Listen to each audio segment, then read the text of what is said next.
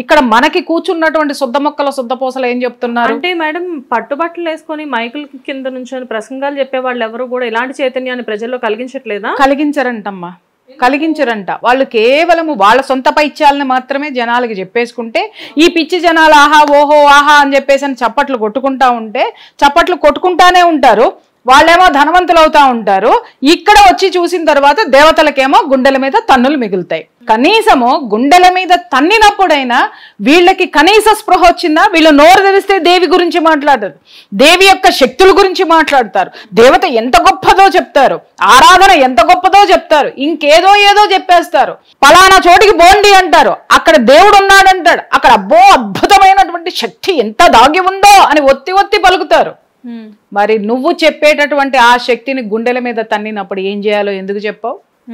నీ పిరికితనాన్ని జనాలకి నూరిపోసావు, ఇన్నాళ్ళు నూరిపోసావు. సరే ఒకసారి చూసాం, దాడులు జరుగుతుంటే తట్టుకున్నాం, ఇంకా కూర్చొని దిక్కుమాలిన అహింసావాదాలు మాట్లాడుతూ ఉంటే ఎందుకు ఊరుకుంటామండి మేము? మీకు పాదాలు కడగాలి, కాళ్ళకి కింద బంగారు పళ్ళాలు పెట్టాలి, వెండి పళ్ళాలు పెట్టాలి, వెండి చెంబులు ఇవ్వాలి, వెండి కానుకలు ఇవ్వాలి. ఓకే, కానుకల రూపంలో ఖరీదైనటువంటివి ఇవ్వాలి. కొంతమంది డబ్బులు ఏమి ముట్టుకోరమ్మా, కానీ వాళ్ళకి ఖరీదైనటువంటి కానుకలు పుచ్చుకుంటారు. ఆ తర్వాత ఇంకా నన్ను మాట్లాడిస్తే ఒక్కొక్కళ్ళకి ఎక్కడెక్కడ ఏమున్నాయో కాగితాలతో సహా బయట పెడతా. వీళ్ళు మాత్రం రిచ్ అవ్వడానికి ఏం చేస్తారు? జనాలని వెర్రి ముఖాలను చేసి వెర్రితనం అన్నమాట. ఆ వెర్రి పప్పల్ని చేసి కూర్చోబెట్టి ప్రవచనాల పేరుతోటి దండుకొని కూర్చొని హిందూ జాతిని ఎంత నిర్వీర్యం చేశారు, వాళ్ళలో ఉన్నటువంటి శౌర్యాన్ని ఎంత నాశనం చేశారు.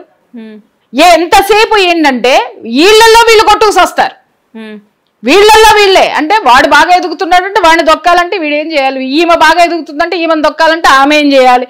ఈ విధంగా గ్రూపులు, ఈ విధంగా ఒకళ్ళ మీద ఒకళ్ళకి దాడులు ఇవన్నీ చేసుకొని రచ్చలకెక్కిన సందర్భాలు ఎన్ని లేవమ్మా? మేడం ఇక్కడ ప్రభుత్వం అంటే సనాతన ధర్మం అని చెప్పే ప్రభుత్వం అంటే పిఎం కూడా నరేంద్ర మోడీ గారు లాంటి వాళ్ళు ఏంటంటే హిందువులు అనేసరికి ఒక ప్రత్యేకత, అండ్ భగవంతుడు అనేసరికి డెఫినెట్గా విపరీతమైన గౌరవం, ఇన్ని రకాల భయాలు. అండ్ ఎవరిదాకో ఎందుకు మనల్ని తీసుకుంటే అమ్మవారు అనేసరికి ఒక భయం ఉంటుంది, ఎందుకంటే అమ్మవారు ఆది పరాశక్తి, అమ్మ తల్లి.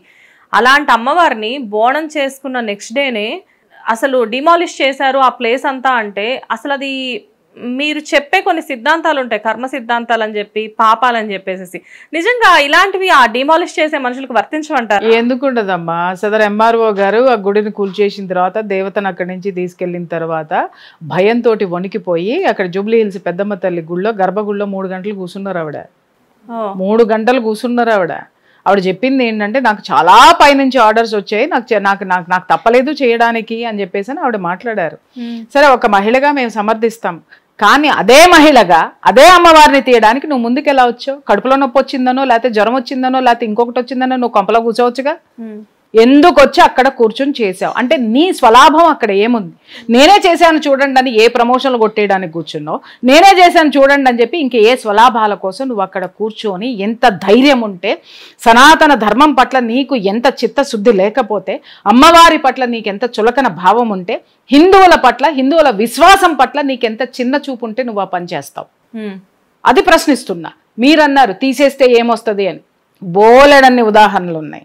బోలెడన్ని చెప్పొద్దు, 7 కొండలు ఎందుకు 2 కొండలు చాలు అన్న వాళ్ళు అదే కొండకి ఏమయ్యారో మనం చెప్పక్కర్లా.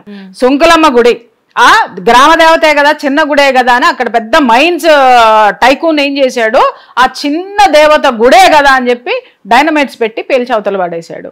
ఆ తర్వాత ఆమె ఎవరిని పేల్చిందో ఏం చేసిందో నేను చెప్పాల్సిన అవసరం లేదు. దాంట్లో ఉన్నటువంటి పెద్ద పెద్ద తలకాయలన్నీ ఏమైనాయో చరిత్ర చెప్తుంది, నేను చెప్పాల్సిన అవసరం లేదు.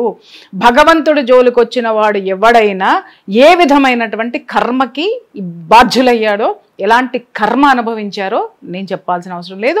మన యొక్క దేవతా శక్తి నిరూపించింది. చాలామంది అఫ్కోర్స్ అంటే ఇది నా ప్రశ్న కాదు, కాకపోతే నేనైనా కానీ అడిగి తీరాలి. ఇక్కడ ప్రియా చౌదరి గారు కేవలం పబ్లిసిటీ కోసం మాత్రమే ఈ పోరాటం అనేది చేస్తున్నారు అని చెప్పేసి చాలా మంది అంటున్నారు. దానికి మీ సమాధానం గట్టిగా చెప్పండి. ఒక్క మాట నేను చెప్తా. ఈ దిక్కుమాలిన ప్రశ్న ఏసీపీ కూడా వేస్తే స్పాట్లోనే ఏసీపీ ముందే చెప్పే సమాధానం.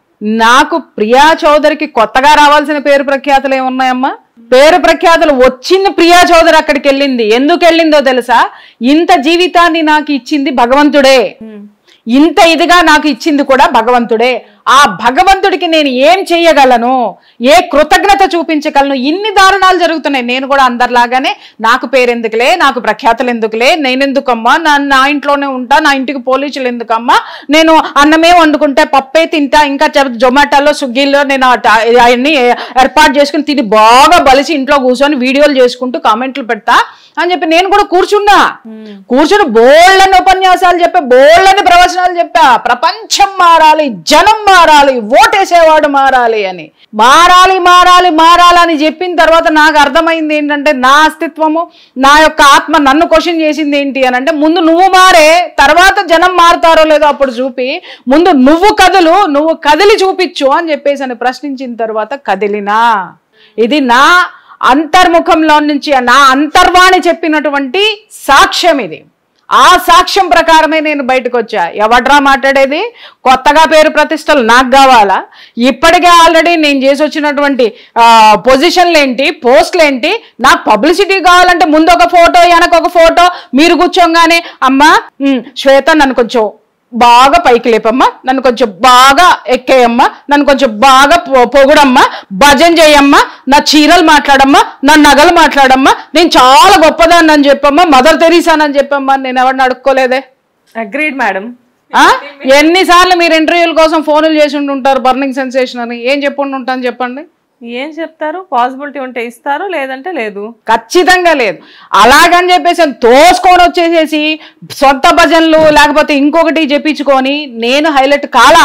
ఎప్పుడు అవ్వలేదు. నేను ఎప్పుడూ అవ్వలా. నేను ఇష్యూ ఉన్నప్పుడు నిర్మోహమాటంగా కుండల బద్దలు కొట్టినట్టుగా కొన్ని సంవత్సరాల నుంచి నా గొంతుని, నా వాణిని జనాలకి వినిపించడమే కాకుండా, ఎవరైనా ఒక ఆడపడుచు నా దగ్గరికి వచ్చింది అనంటే నేను చెప్తున్నాను కదా, న్యాయం చెయ్యగలిగితే చేస్తానని చెప్తా, లేకపోతే నిర్మోహమాటంగా వెనక్కి తిప్పి పంపిస్తా. తీసుకున్న ఫీజు కూడా వెనక్కి ఇచ్చిన కేసులు ఎన్ని ఉన్నాయో అడగండి.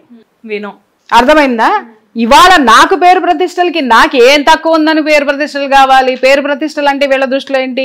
ఇట్లా బయటకు వచ్చి ఆ ఏసీపీ మాట్లాడినట్టు మాట్లాడించుకుని, వాళ్ళతో లాఠీ దెబ్బలు దండించుకొని, మళ్ళీ మంగళసూత్రాలు తెప్పించేసుకుని, లేకపోతే ఇంకొకటి చేసేసుకుని, ఇవన్నీ చెయ్యాల్సిన అవసరం నాకేంటమ్మా? నాకు గదికి ఒక ఏసీ ఉంది, హాల్కి ఒక ఏసీ ఉంది, నాకు తిరగడానికి అన్నీ ఉన్నాయి, తినడానికి తిండి ఉంది, చక్కగా మా ఆయన నన్ను పోషిస్తున్నాడు. నాకు ఏం బలుపు?